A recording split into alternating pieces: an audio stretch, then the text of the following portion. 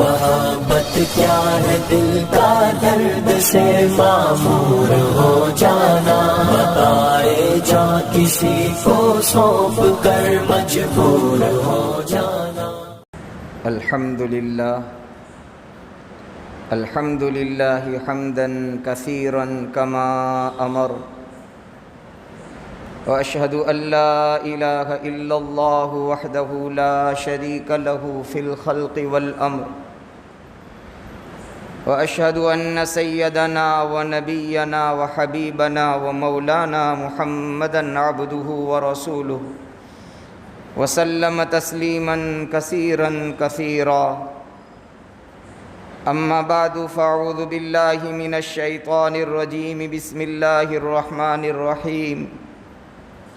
ولا یغتب بعضکم بعضا ایحب احدکم ان یأکل لحم اخیہ میتا فکرہتموہ واتقوا اللہ ان اللہ تواب الرحیم۔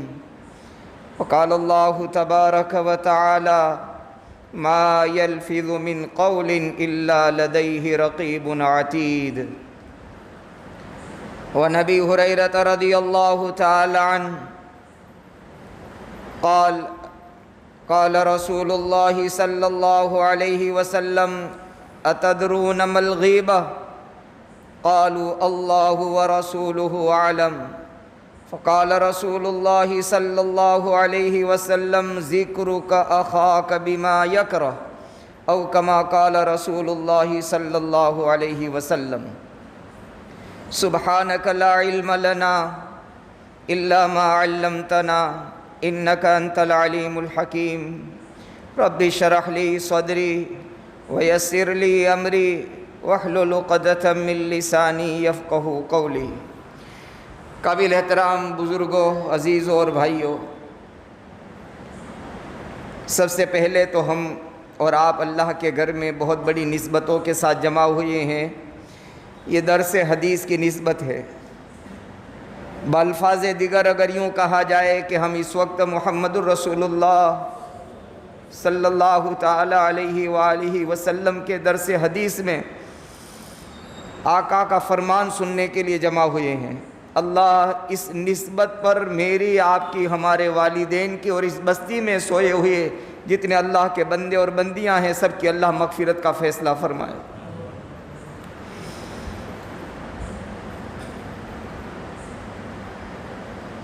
لمبے زمانے سے دل میں یہ بات آ رہی تھی کہ درس قرآن کا ایک سلسلہ کئی سالوں سے چل رہا ہے، چونکہ ایمان والے کے لیے دو ہی چیزیں ہیں آخرت کی کامیابی کے لیے، ایک اللہ کا قرآن اور ایک محمد الرسول اللہ صلی اللہ علیہ وسلم کا فرمان۔ اسی لیے آپ نے حجۃ الوداع میں اپنی زندگی کے آخری خطبے میں 1.25 لاکھ کا جب مجمع تھا صحابہ کا، آپ نے دو بات ارشاد فرمائی تھی، میرے صحابہ میں تمہارے درمیان دو چیزیں چھوڑ کر جا رہا ہوں، ترکت فیکم الثقلین، دو چیزیں چھوڑ کر جا رہا ہوں، ایک اللہ کا قرآن اور ایک میرا فرمان، یعنی محمد الرسول اللہ صلی اللہ علیہ وسلم کا فرمان۔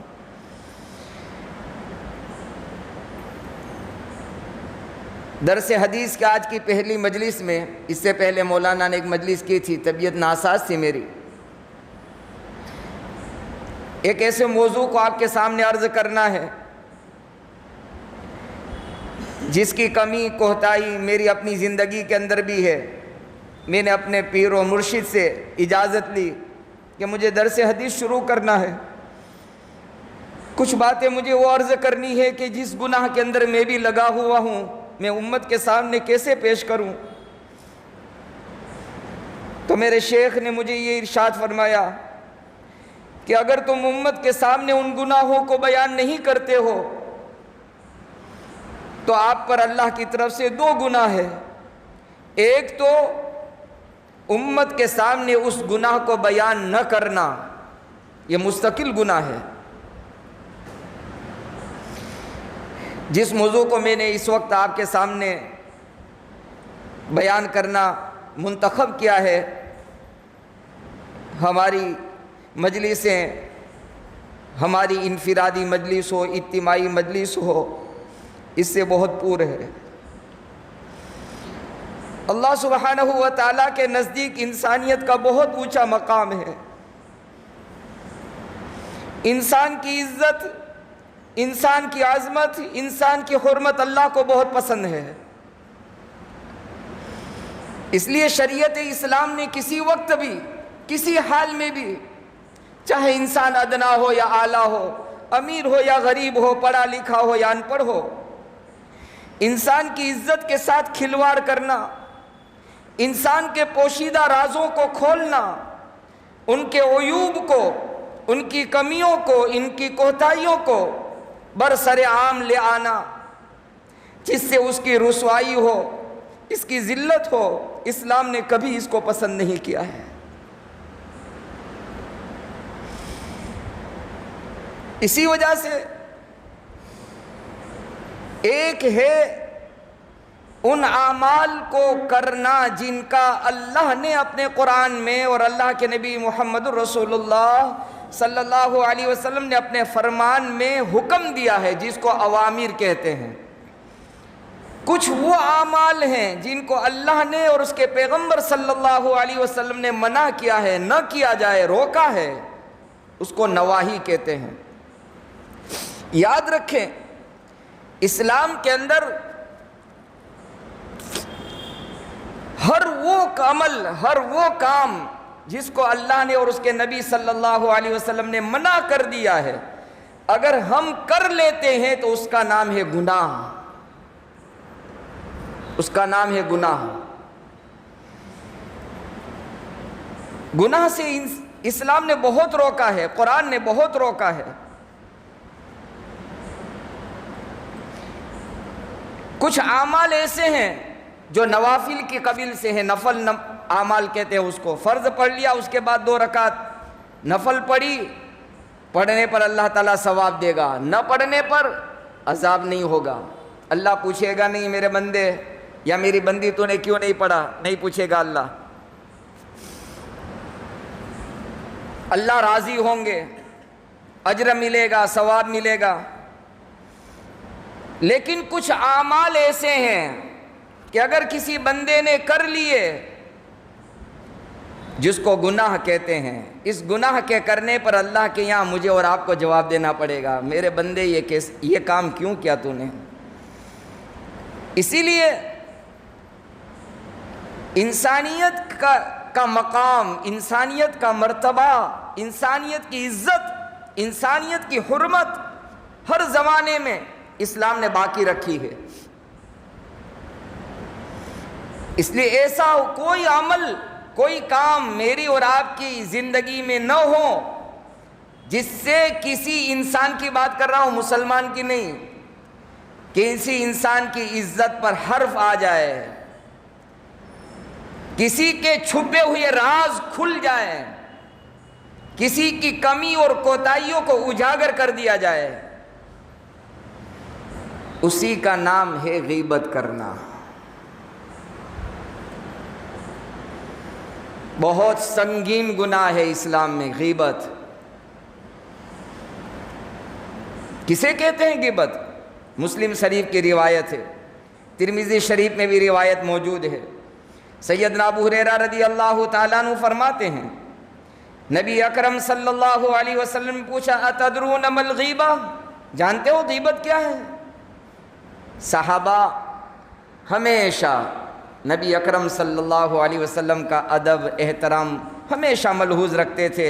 ایک ہی جواب ہوتا تھا، اللہ ورسولہ عالم، اللہ اور اس کے نبی محمد صلی اللہ علیہ وسلم زیادہ جانتے ہیں. صحابہ نے یہی جواب دیا. تو آپ نے ارشاد فرمایا، ذکرک اخاک بما یکرہ، تمہارے اپنے بھائی کا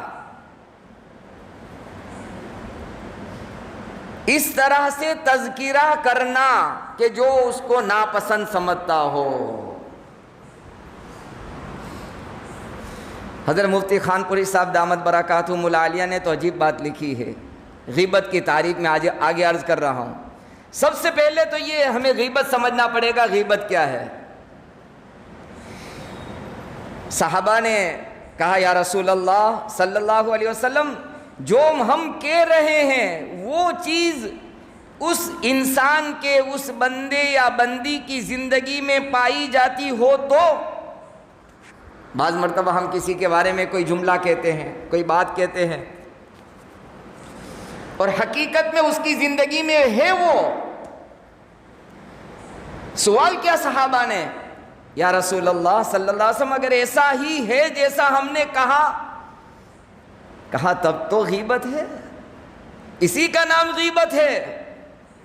اگر ایسا نہیں جیسا تم نے اس کے بارے میں کہا تب تو وہ بہتان ہے، غیبت سے بہت اونچا گناہ ہے،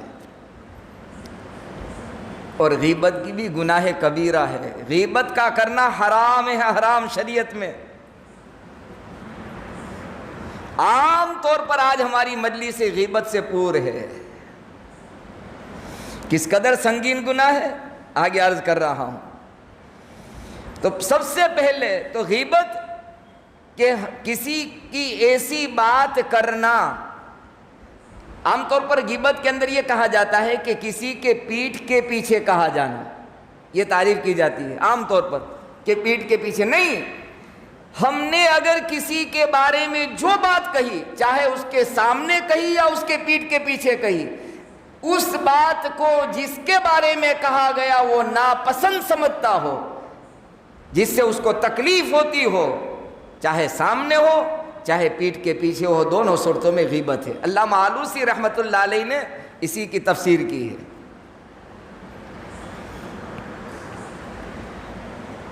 حضرت مفتی خانپوری صاحب دامت برکاتہم العالیہ نے تو عجیب بات لکھی ہے غیبت کے باب میں۔ ہم یہ سمجھتے ہیں کہ صرف غیبت یہ ہے کہ میں نے یا آپ نے کسی کی لائف کے بارے میں کہا۔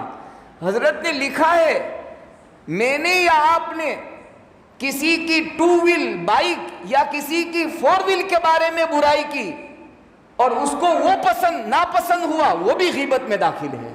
اللہ اکبر کبیرہ۔ یہ چیز ہمارے سامنے نہیں تھی۔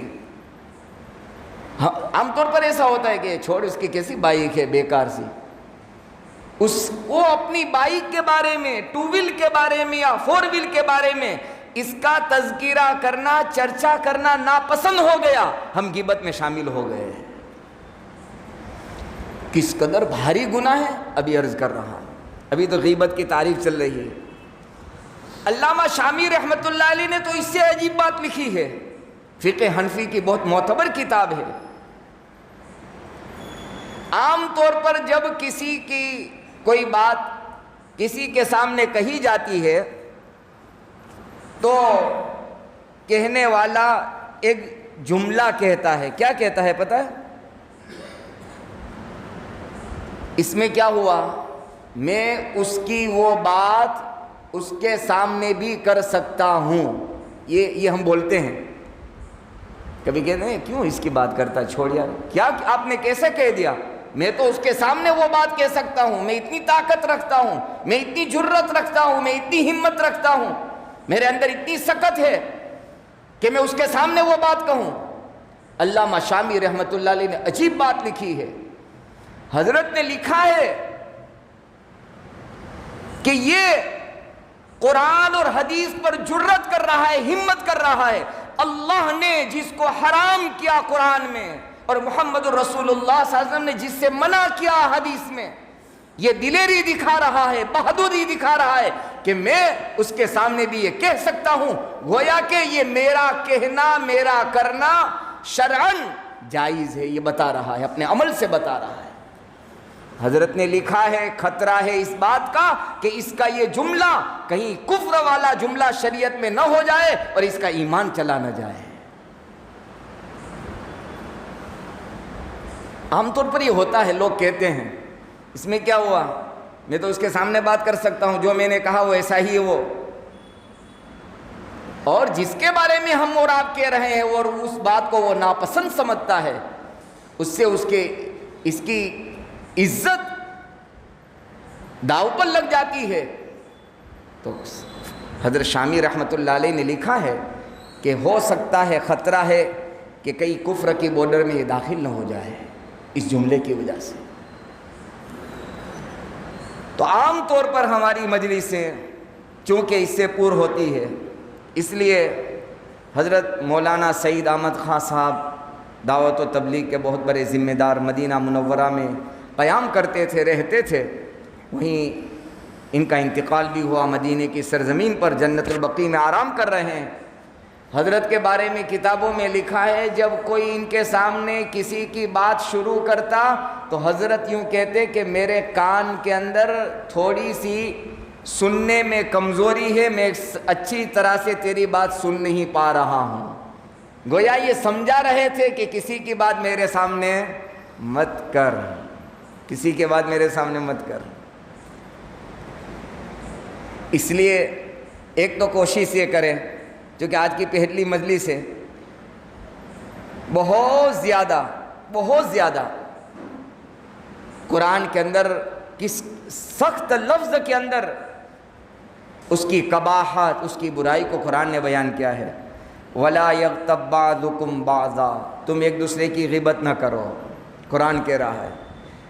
أَيُحِبُّ أَحَدُكُمْ أَن يَأْكُلَ لَحْمَ أَخِيهِ مَيْتًا فَكَرِهْتُمُوهُ، ایک اگر کسی کا بھائی انتقال ہو جائے اور دوسرا بھائی اس کے مال اور متاع اور ساز و سامان کو، ان کی میراث کو ہڑپ کر جائے تو ساری دنیا برا سمجھتی ہے کہ اپنے بھائی کے حق کو مار دیا۔ قرآن یہ کہہ رہا ہے کہ اگر تم نے اپنے بھائی کی غیبت کی تو گویا تم نے اپنے مردہ بھائی کا گوشت کھایا۔ بہت سنگین گناہ ہے، اور غیبت کی مجلس میں شرکت کرنا یہ بھی غیبت کرنے کے برابر گناہ ہے۔ غیبت کی مجلس میں، ابھی ہم مسورات کی جماعت میں تھے احمد آباد میں، ایک اللہ والے نے بڑی عجیب بات کہی، کہا کہ عام طور پر یہ ہوتا ہے جب مجلس لگتی ہے تو باتوں سے باتیں شروع ہو جاتی ہے، اگر آپ کے سامنے کوئی بات شروع کرے تو ان سے دو بات کہو، جو بات تو کہنے جا رہا ہے یہ تیری بات ہے یا میری بات ہے بتا، تیری ہے تو کر لینا، میری ہے تو بھی کر لینا، کسی تیسرے کی بات ہو تو اللہ کے واسطے میرے سامنے مت کرو، آٹومیٹک غیبت کا دروازہ بند ہو جائے گا۔ بڑی پیاری لگی اس اللہ والے کی حاجی جی کی بات، سفید ریش تھے، بڑے تجربہ کار تھے، بڑے انوبھو زندگی میں رکھتے تھے، یہ جملہ میرا ان کا مجھے بہت پسند آیا۔ کوئی بھی بات کرے، کس کی بات ہے؟ تیری ہے، کہ بتا کیا بات ہے، میری ہے، چل بتا دے کیا بات ہے، تیسرے کسی کی ہے تو ابھی مت بتا مجھے، چونکہ ہاؤ بھاؤ سے ہی پتہ چل جاتا ہے، وہ سمجھ جائے گا کہ میں غیبت کرنا چاہتا تھا، نہیں ایسی بات نہیں ہے، فلاں آدمی پریشان ہے، اس کی پریشانی کے دور کرنی تو کوئی مسئلہ نہیں، ورنہ ہاؤ بھاؤ سے پتہ چل جائے گا کہ وہ کیا بات کرنا چاہتا ہے۔ بہرحال یہ بہت سنگین گناہ ہے، اس کی حرمت قرآن سے ثابت ہے، اس کی حرمت احادیث سے ثابت ہے، اس لیے علماء نے لکھا ہے کہ ہمیں اپنے آپ کو اس سے بچانا پڑے گا۔ نفل عام طور پر یہ ہوتا ہے، ہمارے یہاں نوافل کا بڑا اہتمام ہے، نفل نماز پڑھنا، نفل روزے رکھنا، ذکر و اذکار کرنا، تسبیح پڑھنا، قرآن سب ضروری ہے، کرنے چاہیے، لیکن یہ اگر نہیں کیا تو اللہ پوچھے گا نہیں کہ میرے بندے کیوں نہیں کیا، اور اگر میں نے اور آپ نے کوئی اللہ رسول کا گناہ کر لیا، غیبت میں ہم داخل ہو گئے تو سمجھ لو اللہ کو جواب دینا پڑے گا، اللہ کو جواب دینا پڑے گا۔ ہمارے دامن میں تو کچھ ہے نہیں، نیکیاں ہے نہیں، اور قیامت کے میدان میں کہیں لینے کے دینے نہ پڑ جائے، اس قدر سنگین گناہ ہے۔ علماء نے مستقل مسئلہ لکھا ہے، جب تک جس کی غیبت کی گئی اس سے معافی نہ مانگ لی جائے وہاں تک اللہ بھی اس گناہ کو معاف نہیں کرتے۔ اس قدر سنگین گناہ ہے یہ، اس کو ہم نے معمولی سمجھ لیا ہے۔ اس لیے کوشش کریں ہم، آخری بات عرض کروں، غیبت کی مجلس میں شرکت جو ہے وہ بھی غیبت میں داخل ہے۔ ایک تابعی کا واقعہ لکھا ہے، حضرت میمون بن مہران رحمۃ اللہ علیہ کے حالات زندگی میں لکھا ہے کہ ایک مرتبہ خواب میں انہوں نے دیکھا کہ ایک حبشی غلام مردہ ان کے سامنے لایا گیا، حبشی غلام مردہ، اور فرشتہ کہہ رہا ہے میمون اس کے گوشت کو کھا لے۔ اللہ والوں کو اللہ آگاہ کر دیتے ہیں. فرماتے ہیں میں چونک گیا خواب میں، ڈر گیا. اللہ، حبشی غلام مردہ ہے اور مجھے فرشتہ کہہ رہا ہے اس کا گوشت کھا لے. کہا میں کیسے کھاؤں؟ تو پھر فرشتے نے بتایا میمون فلاں مجلس کے اندر اس حبشی غلام کے بارے میں جب لب کشائی ہو رہی تھی، لوگ اس کی عزت سے کھیل رہے تھے، اس کی برائی بیان کی جا رہی تھی، اور تو خاموشی کے ساتھ اس مجلس میں شریک تھا. گویا تو نے بھی اس گناہ کے اندر اپنے آپ کو لگا لیا. اس لیے محترم سامعین کرام، میرے بزرگوں اور میرے بھائیوں، بہت سنگین گناہ ہے، بہت خطرناک گناہ ہے. انشاءاللہ اسی موضوع کو آگے اگلے بدھ کے دن بھی آپ کی خدمت میں عرض کروں گا کہ اس قدر بھاری گناہ ہے، اس کا نقصان دنیا تو دنیا اور آخرت میں کتنا بھاری نقصان ہے. بس اللہ سے دعا ہے اللہ سبحانہ و تعالی اس خطرناک اور سنگین گناہ سے میری آپ کی پوری امت مسلمہ کی اللہ پوری حفاظت فرمائے. کوشش کریں اپنی زبان پر بہت کنٹرول کرنے کی ضرورت ہے، کہیں قیامت کے میدان میں لینے کے دینے نہ پڑ جائے. ہے تو کچھ نہیں دامن میں، اور کہیں ہماری اپنی نیکیاں جس کی غیبت کی ہے اس کو دینی پڑ جائے گی تو بہت معاملہ مشکل ہو جائے گا. اللہ تعالیٰ مجھے اور آپ کو عمل کی توفیق نصیب فرمائے. آمین. وآخر دعوانا ان الحمدللہ رب العالمین. سبحان اللہ بحمدہ، سبحانک اللہم وبحمدک، نشہد ان لا الہ الا انت نستغفرک ونتوب الیک. اللہ ہمارے گناہوں کو معاف فرما دے، ہماری زبانوں کی اللہ حفاظت فرما لے، موت سے پہلے تیاری کی توفیق عطا فرما دے. اللہ تیرے جن جن بندوں کی ہم سے غیبت ہو گئی اللہ اس کی مغفرت فرما دے، ان کی مغفرت فرما دے، ان کی مغفرت فرما دے. جب تک جلائے صحت، عزت، عافیت، ایمان اور اعمال کے ساتھ زندگی عطا فرما. جب آپ کی ملاقات کا دن ہو کلمہ توحید لا الہ الا اللہ محمد الرسول اللہ کے ساتھ دنیا سے رخصت فرمانا. وصلی اللہ تعالی علی رسول خیر خلقہ سیدنا محمد وعلی آلہ وصحبہ اجمعین برحمتک یا ارحم الراحمین.